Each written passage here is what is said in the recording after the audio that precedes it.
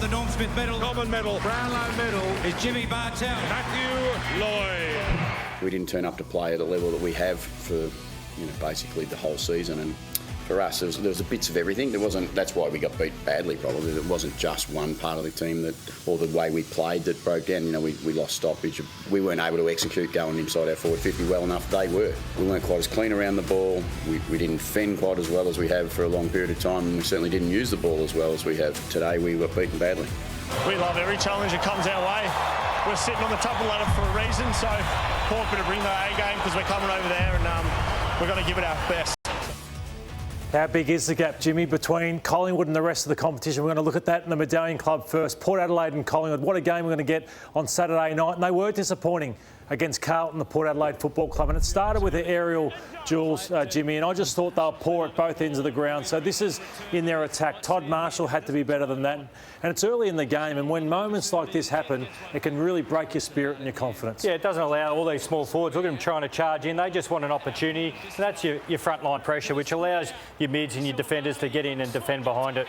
Yeah, so it was poor at either end of the ground, and that's the competitiveness he's talking about. It's been there for most of the year for Port Adelaide. It wasn't, and it doesn't matter how well you're going. If you're off early in games like this, you'll be shown up, and Collingwood will show you up even more so, Jimmy, with their ball movement. Yeah, speed of the game. So we often hear teams, when they get set in defence, they're very difficult to beat. But this is how Collingwood beats it. There's plenty of errors, but everyone is just taking off. It's this forward movement. We see Joel Hamling here. He's got an incredibly tough decision to make. Who do I commit to? Do I commit over here? They're running at him. As the play comes out, you watch all the Fremantle players. They're just charging back towards goal. You're just at the mercy of Collingwood's decision-making here.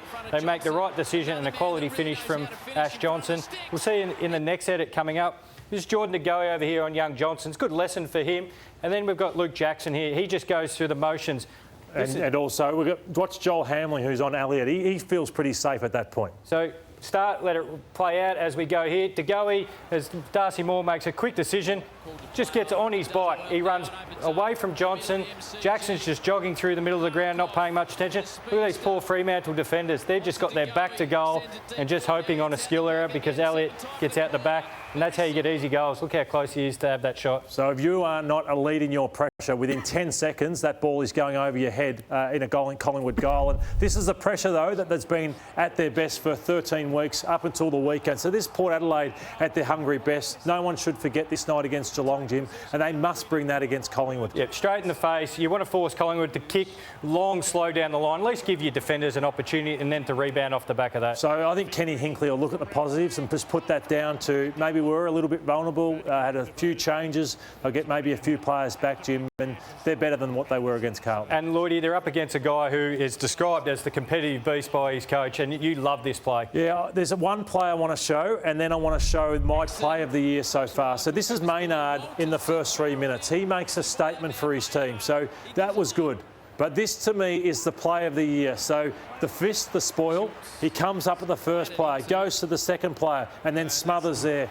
That inspires you. That could easily look at everyone getting around and lifting, and you're 40 points up. In that for me, Jim, is inspiring. That's why they are the best team in the competition. Who are you going for? I don't think you can go against the Pies at the moment. No, I'm going for Collingwood as well. I think they should get hold of Port Adelaide in this one. Well, the other one has some spite in it too. It's Brisbane and Geelong. Let's take a look at a game a couple of years ago that I loved because this was when they were going after Lachie Neale, and I think they'll go after Lachie Neale again.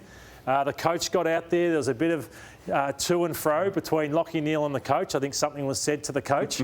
And then watch this coming off the ground. I think we're going to see a bit of spite in this game again because they will go with Mark O'Connor to Lachie Neale. Yeah, and I think that what they've done really well on Lachie Neale is limit his effectiveness on the game and force him to handball backwards. Neale's a champion, but Geelong have been able to curtail him recently. Jimmy, show us what you saw in the Brisbane ball movement against Melbourne. So we have the good and the bad, and they both start from the same position. This is early in the game. I think it's Sarcevic who kicks it off, but look at how hard they're all working off the ball. It goes to the switch kick.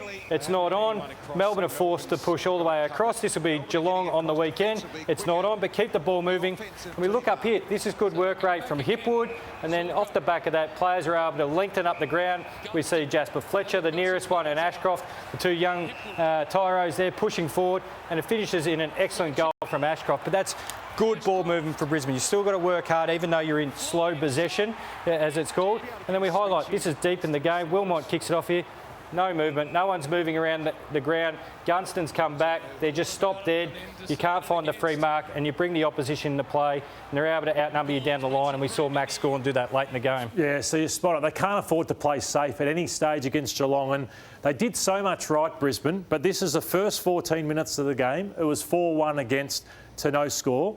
And then the last 13 minutes was 3-2. So in the first 14 minutes and the last 10 minutes, or 13 minutes, sorry, it was 7-3 to no score. So they've got to play harder for longer, and that's where you've got to... Do you trust them well enough yet, Jim? I do up at the Gabba, so it'll be interesting to see how they go against a good side in the Cats. Yeah, I think a lot of teams envy the Cats and their forward half connection, and they've got something special in that front half of the field that no other team's got. Jim, you've played with a lot of these players. What makes them be able to do it better than most other teams? Well, they all keep on the move and they kick the ball well to advantage. Look at this, just sit it in front. The ball isn't over-kicked.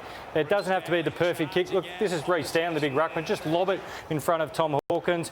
Again, Zerk Thatcher can't do much more than what he's doing, but because the kick is just kicked to advantage, it's very difficult to stop. It's that constant practice. Another one we see coming here, Mark Blitzarves ends up on the end of it. Everyone just keeps moving across the forward 50. They make all the defenders have to defend. I'm going for the Lions. I reckon the Cats get them. Okay. The last one we'll look at, Friday night football. Essendon and the Western Bulldogs playing for a spot in the finals. The loser may miss. And the Western Bulldogs, to me, it's on them. The pressure's not on Essendon because no one expected too much. But others like me thought the Dogs could be top 4. But look at their top 8 record. So they've beaten one top 8 side, and that was way back in round 3. Every other game since then they've been beaten and have been underwhelming. I'd like to just highlight for the Bombers, we saw them there and we've highlighted Collingwood, their speed coming out of the back 50, Lloydie.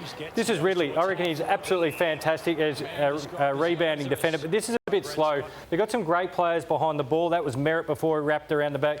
The ball came down the side near you. This is where you can challenge the opposition, but you've got to actually move forward with it or give the handball around the back to the likes of Merritt and Redmond. When you have a look at... Playing too safe, you think, Jim? Yeah, well, they sit too far back and take too much time in their back 50. They sit third last as far as... third most possession, in the back half of the ground, which North Melbourne and West Coast do at the moment. You've got to get up to the logos as quick as possible and then defend behind it. Who wins? I think the Bombers. I'll go the Western Bulldogs, Sam.